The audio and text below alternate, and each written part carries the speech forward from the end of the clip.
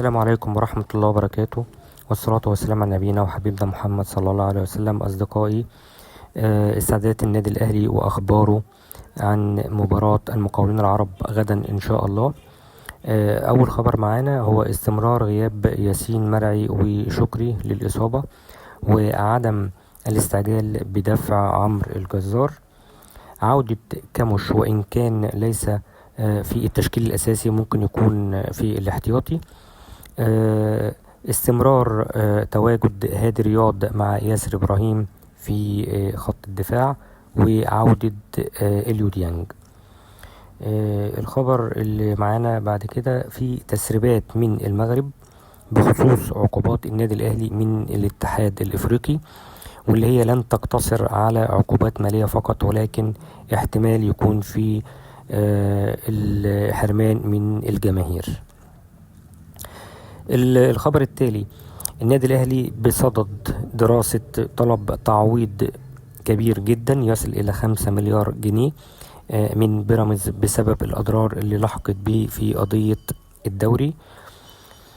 الخبر اللي بعد كده عندنا برضو جاي من بيراميدز، وتكثيف مفاوضات بيراميدز مع الكابتن حسين الشحات، وإن كان الكابتن حسين الشحات لم يبدي لهم ترحيب أو رفض بالأمر لغاية أما يشوف موقفه مع النادي الأهلي واصل لغاية فين. الخبر التالي: رابطة الأندية واتحاد الكرة يتفقان على أنه لا مانع لديهم من استخدام حكام أجانب للمباريات الفاصلة في المرحلة الثانية من الدوري، واللي هي بتشمل على 6 مباريات، ولكن لن يتحملوا أي مبالغ مالية تخص استخدام الحكام الأجانب.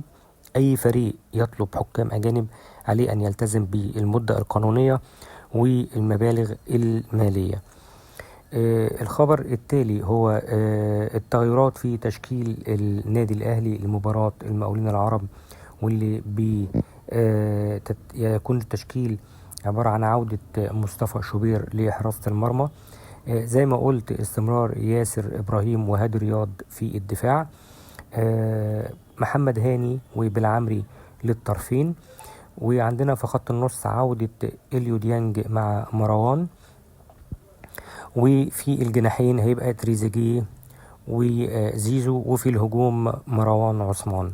ده التشكيل الأقرب واللي استقر عليه مستر يستورب لمباراة غدا إن شاء الله، واللي بنتمنى إن النادي الأهلي إن شاء الله يحقق فيها المكسب وبعدد وافر من الأهداف. وآخر طلب، ما تنسوش اللايك والشير والاشتراك في القناة عشان تدعمونا، والشكر كل الشكر للإخوة اللي بيدعمونا. والسلام عليكم ورحمة الله وبركاته.